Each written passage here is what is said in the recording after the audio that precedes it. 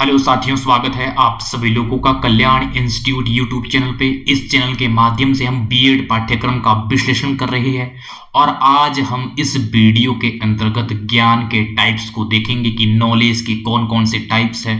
तो उन महत्वपूर्ण टाइप्स को देखेंगे जिसमें से कि हम ऑब्जेक्टिव नॉलेज यानी कि वस्तुनिष्ठ ज्ञान, और सब्जेक्टिव नॉलेज यानी कि व्यक्तिपरक ज्ञान, और संवादात्मक नॉलेज यानी कि डायलॉजिकल नॉलेज। तो इसके अंतर्गत और अगला हम इसमें देखेंगे प्रासंगिक ज्ञान यानी कि कॉन्सेप्चुअल नॉलेज। तो इस तरह से हम इस वीडियो के अंतर्गत हम इन सभी बिंदुओं के परिप्रेक्ष्य में हम अध्ययन करेंगे, विस्तार पूर्वक करेंगे कि ये जो नॉलेज है, नॉलेज के कौन कौन से प्रकार है, जो महत्वपूर्ण प्रकार है, जो बीएड पाठ्यक्रम की दृष्टि से ये काफी महत्वपूर्ण है, इनको समझेंगे और इनके हम अलग अलग इनके महत्व को भी देखेंगे। तो इस तरह से ये आज का जो वीडियो है इन बिंदुओं के परिप्रेक्ष्य में रहने वाला है। तो आप हमारे साथ इस वीडियो के अंत तक बने रहिएगा और यदि चैनल को सब्सक्राइब नहीं किया तो कृपया करके चैनल को जरूर सब्सक्राइब कर दीजिएगा, जिससे हमें और ज़्यादा इसी तरह से कंटेंट को क्रिएट करने में मोटिवेशन मिलता है, उत्साह मिलता है। यदि आप लोग हमारे बीएड पाठ्यक्रम से संबंधित अन्य वीडियोस को देखना चाहते हैं तो आप हमारे चैनल के प्लेलिस्ट में जाकर के जो बीएड नाम की प्लेलिस्ट बनी होगी वहां से जाकर के आप देख सकते हैं। जो ये प्लेलिस्ट बन रही है काफ़ी कमाल की, काफ़ी ज़बरदस्त प्लेलिस्ट बन रही है, क्योंकि आपको यहाँ से बीएड पाठ्यक्रम का संपूर्ण विश्लेषण एक साथ मिल पाएगा। आप अपने टॉपिक के अकॉर्डिंग, आप अपने सिलेबस के अकॉर्डिंग यहाँ से देख सकते हैं, अपने पाठ्यक्रम को कंप्लीट कर सकते हैं। जो ये बीएड का जो पाठ्यक्रम होता है ये काफ़ी विस्तृत पाठ्यक्रम होता है, वो चाहे हम किसी भी यूनिवर्सिटी का क्यों ना देख ले। इसी चीज को देखते हुए हमने एक वेबसाइट बनाई है, वो वेबसाइट है kalyaninstitute.in। इस वेबसाइट के माध्यम से आपको बीएड पाठ्यक्रम से संबंधित आपको कंप्लीट नोट्स मिल पाएंगे। वो नोट्स कैसे मिलेंगे? जैसे ही आप इस वेबसाइट को गूगल पे सर्च करेंगे तो इस तरह का आपको होम पेज दिखेगा। इस होम पेज के सबसे ऊपर 3 डॉट करके ये मेनू बना होगा। जैसे आप इस मेनू में क्लिक करते हैं तो इस तरह के आपके सामने ऑप्शन आ जाएंगे। इन सभी ऑप्शनों में से एक ऑप्शन होगा बीएड नाम का ऑप्शन। जैसे आप बीएड नाम के ऑप्शन में क्लिक करेंगे तो आपके सामने बीएड का संपूर्ण पाठ्यक्रम ओपन हो जाएगा। मजे की बात यह है कि जो ये संपूर्ण जो बीएड का जो पाठ्यक्रम है, इससे संबंधित जो नोट्स है, ये नोट्स हिंदी और इंग्लिश दोनों ही भाषाओं में है। जिसमें आप कंफर्टेबल हो उसमें आप देख सकते हैं। और इस संपूर्ण बीएड पाठ्यक्रम के नोट्स को हमने इस वेबसाइट में टाइप फॉर्मेट में पब्लिश की है। मुझे उम्मीद है कि आपके लिए बहुत ज़्यादा उपयोगी रहने वाला है। तो एक बार आप इस वेबसाइट को जरूर विजिट कीजिएगा और यदि चैनल को सब्सक्राइब अभी भी नहीं किया है तो कृपया करके चैनल को जरूर सब्सक्राइब कर दीजिएगा। और आज के टॉपिक पे आते हैं। अब जो हमारा आज का टॉपिक है ज्ञान के प्रकार, जिसमें कि हम सबसे पहले इसके अंतर्गत देखेंगे, सबसे पहला टाइप्स वो देखेंगे वस्तुनिष्ठ ज्ञान यानी कि ऑब्जेक्टिव नॉलेज। ये होता क्या है? ये इस तरह का नॉलेज होता है जिस रूप में कोई घटना, कोई तथ्य होते हैं, हम उसको उसी रूप में प्राप्त करते हैं। यानी कि ये तथ्यों पर आधारित होते हैं। किस तरह से एक जो घटना होती है, कोई एक घटनाक्रम होता है, उसको हम उसी वास्तविक रूप में हम उसको समझते हैं, उसको देखते हैं, उसको ग्रहण करते हैं। इसमें किसी भी तरह का व्यक्तिगत अनुभव, व्यक्तिगत जो भावनाएं हैं और व्यक्तिगत जो विचार, दृष्टिकोण, विश्लेषण होता है, उसको हम इसके अंतर्गत शामिल नहीं करते हैं। क्योंकि जो घटना मौलिक होती है उसको मौलिक रूप में ही प्राप्त किया जाता है। तो इस नॉलेज को हम ऑब्जेक्टिव नॉलेज कहते हैं। यानी कि किसी तथ्य, किसी घटना को जिस मौलिक रूप में है वो, यानी कि जिस रूप में है उसी रूप में उसको प्राप्त करना, उसको ग्रहण करना ही वस्तुनिष्ठ नॉलेज कहा जाता है। इसमें क्या होता है, जो व्यक्तिगत हमारे अनुभव होते हैं उनको दूर किया जाता है। जो हमारी भावनाएं होती है, जो हमारे विचार, दृष्टिकोण, विश्लेषण, संश्लेषण होता है, उसको हम इससे दूर रखते हैं, उसको हम इसके अंतर्गत शामिल नहीं करते हैं। तब जाके हम जो वस्तुनिष्ठ ज्ञान है, वस्तुनिष्ठ ज्ञान को प्राप्त करते हैं। इसमें चाहे किसी व्यक्ति की जाति, धर्म, विश्वास, क्षेत्र, चाहे कुछ भी क्यों ना हो, उसको इसमें शामिल नहीं किया जाता है, उसको इससे दूर रखा जाता है। तो इस तरह से जो वस्तुनिष्ठ ज्ञान होता है वो वास्तव में जो घटना मौलिक होती है उसी मौलिकता को उसी रूप में ग्रहण किया जाता है। तो इस तरह से ये ऑब्जेक्टिव नॉलेज होता है। अब हम ऑब्जेक्टिव नॉलेज की क्या महत्व है उस महत्व को समझेंगे कि ऑब्जेक्टिव नॉलेज का क्या महत्व है, जिसमें कि सबसे पहले पक्षपात रहित निष्कर्ष। यह किस तरह से, जब कोई घटना कोई तथ्य उसी रूप में ग्रहण किए जाएंगे तो उसमें ये गुंजाइश होती है कि किस तरह से वो निष्पक्ष होंगे, किस तरह से उसमें जो पक्षपात है वो पक्षपात नहीं होगा, यानी कि जो भी उससे निष्कर्ष निकलेगा वो वास्तव में पक्षपात रहित होगा। तो इस तरह से जो ये वस्तुनिष्ठ ज्ञान होता है, वस्तुनिष्ठ ज्ञान पक्षपात रहित होता है। दूसरा है मौलिक तथ्यों की प्राप्ति। मौलिक तथ्यों की प्राप्ति यानी कि जो ऑब्जेक्टिव नॉलेज होता है, ऑब्जेक्टिव नॉलेज के तहत किस तरह से हम जो तथ्य होते हैं, जो घटनाएं होते हैं, उनको हम उसी रूप में ग्रहण करते हैं। तो इस तरह से इसमें जो मौलिक तथ्य होते हैं, मौलिक तथ्यों को हम इस ज्ञान के माध्यम से प्राप्त करते हैं। जो वास्तविक उसी रूप में जो तथ्य होते हैं उसको हम इस ज्ञान के तहत प्राप्त करते हैं। तीसरा है वास्तविक अध्ययन, यानी कि जो कोई घटना, जो कोई तथ्य, जो कोई दृष्टिकोण, उसको हम किस तरह से उसी रूप में प्राप्त करते हैं तो उसमें वास्तविकता होती है, यानी कि इसमें जो वास्तविक अध्ययन होता है वो वास्तविक अध्ययन होता है क्योंकि उसको हम जैसे के तैसा हम ग्रहण करते हैं, यानी कि उसमें मौलिकता होती है, उसमें वास्तविकता होती है। चौथा, सत्यापन के लिए उपयोगी। ये जाहिर सी बात है, अगर हम किसी घटना, किसी तथ्य को हम उसी रूप में ग्रहण करते हैं तो उसमें सत्यापन का गुण पाया जाता है क्योंकि वो विश्वसनीय होती है, क्योंकि उसमें किसी भी प्रकार का फेर बदल नहीं किया जाता है, उसमें मौलिकता पाई जाती है, वो उसी रूप में वो तथ्य, वो घटनाएं ग्रहण की जाती है। तो इस तरह से इसमें जो सत्यापनता को जो गुण होता है, जो सत्यापन को लेकर जो उपयोगी होता है, वो उपयोगी माना जाता है वस्तुनिष्ठ ज्ञान। पांचवा है वैज्ञानिक पद्धति का सफल प्रयोग। किस तरह से वैज्ञानिक पद्धति में जो सफल प्रयोग के लिए जो आवश्यक होता है वो होता है विश्वसनीय एवं जो सत्यापनता का जो गुण पाया जाता है जिन घटनाओं में, जिन तथ्यों में, वो जरूरी होता है वैज्ञानिक पद्धति के सफल प्रयोग के लिए, जिससे जो उसका रिजल्ट है वो रिजल्ट उस तरह से विश्वसनीय निकल सके। तो इस तरह से जो वस्तुनिष्ठ ज्ञान होता है, वस्तुनिष्ठ ज्ञान वास्तव में जो तथ्य होते हैं, जो घटना होती है, वो मौलिक होता है और जो वैज्ञानिक पद्धति के प्रयोग के लिए भी बहुत आवश्यक होता है। तो इस तरह से जो वस्तुनिष्ठ ज्ञान है वो इसका ये महत्व है। किस तरह से जो वस्तुनिष्ठ ज्ञान होता है इसमें मौलिकता पाई जाती है और जैसा वो तथ्य, वो घटनाएं होती है उसको हम उसी रूप में ग्रहण करते हैं और इसमें किसी भी तरह के जो निजी अनुभव होते हैं, हमारे निजी भावनाएं, विचार, दृष्टिकोण, विश्लेषण होते हैं, उसको हम इस ज्ञान से अलग रखते हैं, इसमें शामिल नहीं करते हैं। तो इस तरह से ये वस्तुनिष्ठ ज्ञान है।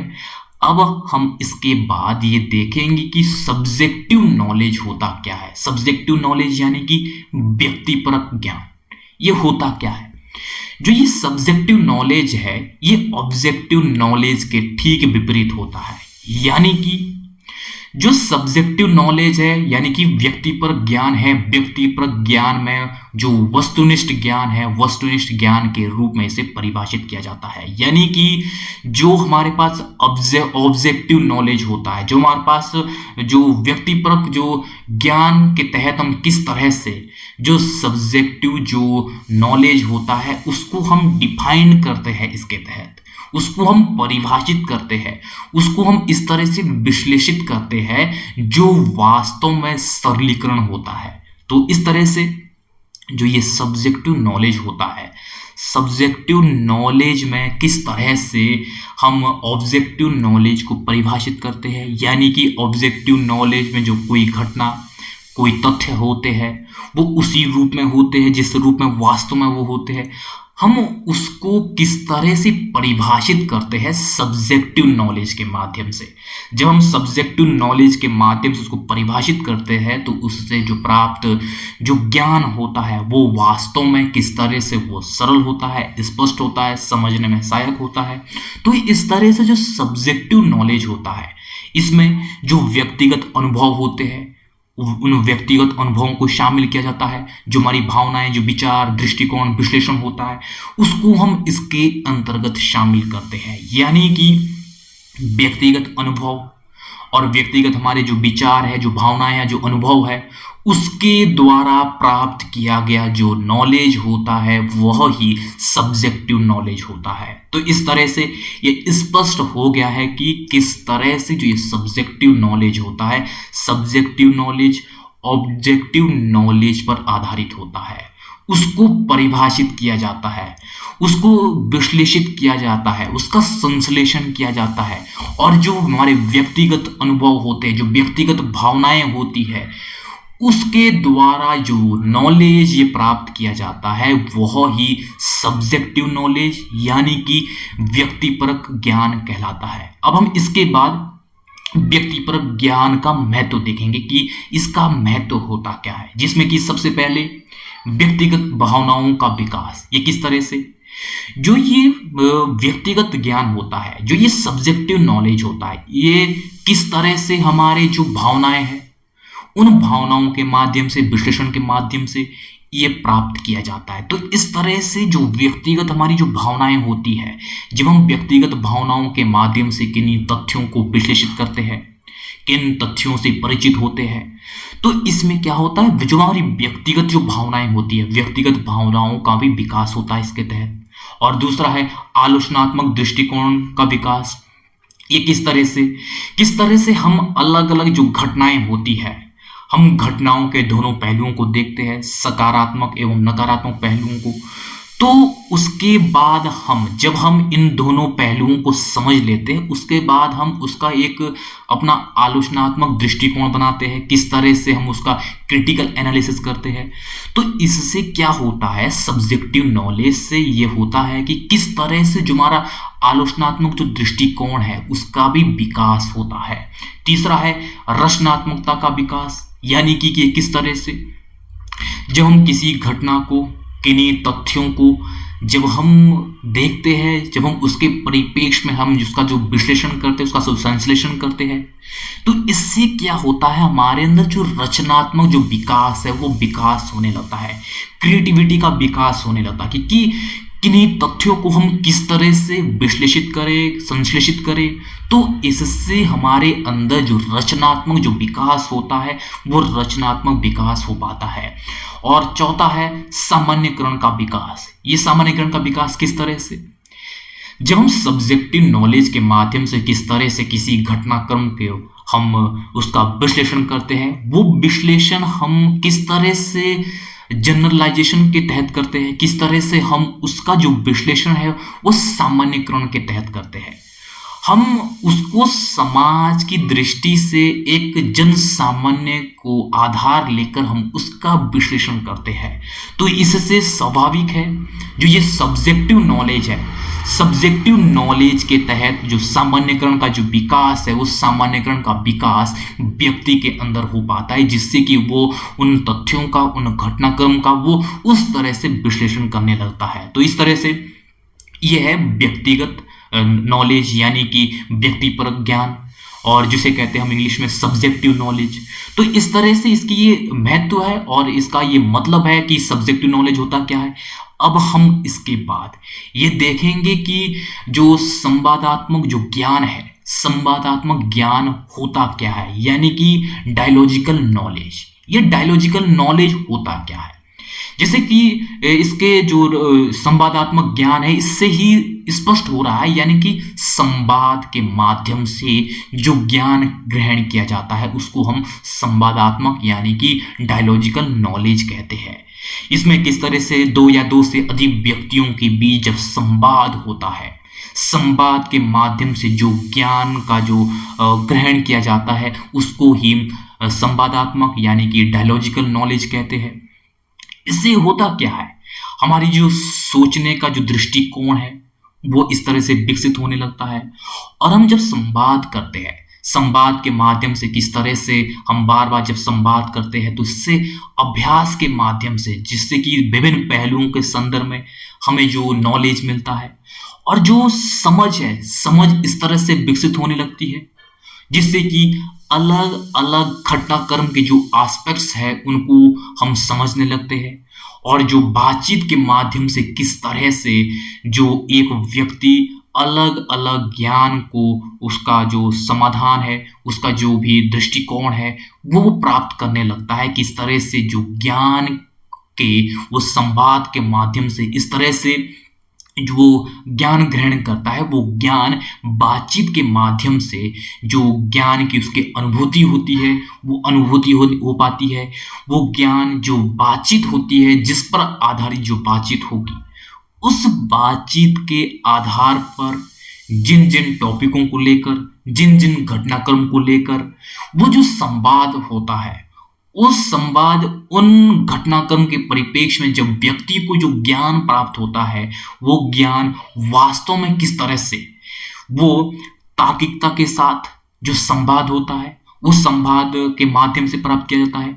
किस तरह से एक जो संवाद कौशल के माध्यम से जो ये जो ज्ञान प्राप्त होता है, ये ज्ञान संवादात्मक ज्ञान कहलाता है, यानी कि डायलॉजिकल नॉलेज कहलाता है। यानी कि ये इससे स्पष्ट होता है कि जो संवादात्मक ज्ञान है, डायलॉजिकल नॉलेज है, इसको हम संवाद के माध्यम से, इसको हम बातचीत के माध्यम से हम इसको ग्रहण करते हैं। यानी कि जिसमें किस तरह से एक जो हम तर्क वितर्क करते हैं और किस तरह से हम दो या दो से अधिक व्यक्तियों की भी जो बातचीत करते हैं, उन बातचीत के दौरान जिन जिन घटनाक्रम, जिन जिन विषयों को लेकर जो बातचीत की जाती है, उनके संदर्भ में ज्ञान प्राप्त किया जाता है।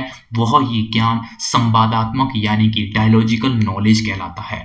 अब हम इसके बाद संवादात्मक ज्ञान का महत्व देखेंगे कि इसका महत्व होता क्या है, जिसमें कि सबसे पहले प्रतिभागियों के बीच समझ विकसित करना, यानी कि किस तरह से जब संवादात्मक ज्ञान ग्रहण किया जाता है तो इसमें किस तरह से दो या दो से अधिक व्यक्तियों के बीच जो संवाद होता है, इसमें जो संवाद में जो प्रतिभाग लेते हैं उनकी जो समझ है वो समझ विकसित होने लगती है। किस तरह से एक किसी घटनाक्रम, किसी विषय टॉपिक के तहत वो जो संवाद करते हैं, उस संवाद के साथ जो उनकी जो सोचने समझने की जो क्षमता है वो विकसित होने लगती है। यानी कि जो संवादात्मक ज्ञान है, संवादात्मक ज्ञान के माध्यम से सोचने समझने की जो क्षमता है वो इसके तहत विकसित होती है। दूसरा है संवाद कौशल का विकास। ये किस तरह से है, जब संवादात्मक ज्ञान के माध्यम से जब ज्ञान प्राप्त किया जाता है, इससे कि जो संवाद होता है, संवाद में किस तरह से कोई भी व्यक्ति अपने जो किसी भी घटना के प्रति जो उसका दृष्टिकोण है, जो भी उसके जो विचार है, उन विचारों को वो प्रस्तुत कर पाता है संवाद के समक्ष। और किस तरह से जो उसका जो ये संवाद का कौशल है वो इस तरह से विकसित होने लगता है कि वो जो उसका अपना विचार है, जो अपना उसका उस घटना के प्रति उसका जो दृष्टिकोण है वो किस तरह से वो एक्सप्रेस कर पाता है। तो इस तरह से संवादात्मक ज्ञान के माध्यम से किस तरह से जो संवाद कौशल है, संवाद कौशल का विकास हो पाता है। तीसरा है सक्रिय भागीदारी को प्रोत्साहन। ये किस तरह से जो संवाद की जो प्रक्रिया होती है, किस तरह से संवाद किया जाता है और जिसके बाद जो संवादात्मक ज्ञान है वो प्राप्त किया जाता है, इसमें जो सक्रिय जो भागीदारी है, सक्रिय भागीदारी को प्रोत्साहित किया जाता है। क्योंकि जब हम किसी टॉपिक को लेकर डिस्कशन करते हैं, संवाद करते हैं, तो उसमें किस तरह से जो प्रतिभागी अपनी जो सक्रिय जो भागीदारी है वो सुनिश्चित करते हैं। किस तरह से जो अपने उस टॉपिक के प्रति उसका जो दृष्टिकोण है, जो उसको लेकर जो नजरिया है, वो अपना नजरिया को पेश करता है। तो इस तरह से वो अपनी भागीदारी को संवादात्मक जो ज्ञान की जो पद्धति है, किस तरह से उसमें संवाद के दौरान वो जो अपनी भागीदारी को सुनिश्चित करता है। तो इस तरह से जो संवादात्मक ज्ञान है, इसमें जो व्यक्ति की जो सक्रिय भागीदारी इसके तहत देखी जाती है। और चौथा है आत्मविश्वास में वृद्धि। आत्मविश्वास में वृद्धि किस तरह से जब संवाद किया जाता है, तो इसमें किस तरह से जब वो अपने जो पॉइंट ऑफ व्यू वो पेश करता है संवाद के दौरान, तो इसके अंदर ये आत्मविश्वास जागृत होने लगता है कि किस तरह से मैं अपने जो मेरा दृष्टिकोण है उस दृष्टिकोण के प्रति मैं स्टैंड किस तरह से लूं, किस तरह से मैं अलग एक घटनाक्रम, अलग एक दृष्टिकोण के प्रति किस तरह से मैं उसका आलोचनात्मक उसके प्रति एक अपना दृष्टिकोण बना सकूं। तो इससे उसके अंदर जब वो सक्रिय रूप से उसमें प्रतिभाग लेता है संवाद में, तो इस तरह से उसके अंदर जो आत्मविश्वास है, आत्मविश्वास में भी वृद्धि होने लगती है। और पांचवा है तार्किक क्षमता का विकास। किस तरह से संवाद के दौरान तर्क वितर्क होते हैं। जब किसी टॉपिक, किसी विषय के, किसी घटनाक्रम के परिप्रेक्ष्य में जब तर्क वितर्क होते हैं, तो इससे क्या होता है, जब संवाद के दौरान जब लोग उसमें प्रतिभाग लेते हैं, तो उसमें तर्क वितर्क के माध्यम से उनमें जो तार्किक क्षमता है, वो तार्किक क्षमता कहीं अधिक विकसित होने लगती है। तो इस तरह से जो ये संवादात्मक ज्ञान है, ये संवादात्मक ज्ञान के महत्व है। तो इस तरह से ये संवादात्मक ज्ञान होता है और इसके ये महत्व है। अब हम इसके बाद ये देखेंगे कि जो ये प्रासंगिक ज्ञान है, कॉन्सेप्चुअल जो नॉलेज है, इसके संदर्भ में बात करेंगे कि ये होता क्या है और इसका क्या महत्व है। कॉन्सेप्चुअल नॉलेज यानी कि ये किस तरह से है। जो ये नॉलेज होता है, प्रासंगिक नॉलेज, ये प्रासंगिक नॉलेज किसी प्रसंगों पर आधारित होता है। यानी कि ये किस तरह से जो ये प्रासंगिक जो नॉलेज है, ये अवधारणा पर आधारित होता है और जो प्रत्यक्षीकरण द्वारा प्राप्त किया जाता है।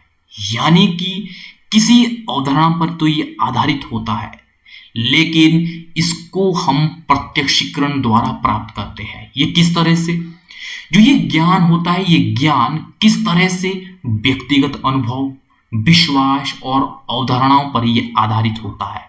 और यानी कि किस तरह से किसी भी घटनाक्रम, किसी भी अवधारणा के परिप्रेक्ष्य में जो ये ज्ञान है, ये ज्ञान विशेष प्रसंग के संदर्भ में ये प्राप्त किया जाता है। यानी कि किसी भी अवधारणा को हम इस तरह से किसी घटना, किसी वास्तविक घटना के, किसी प्रसंग के संदर्भ में हम इसको समझते हैं।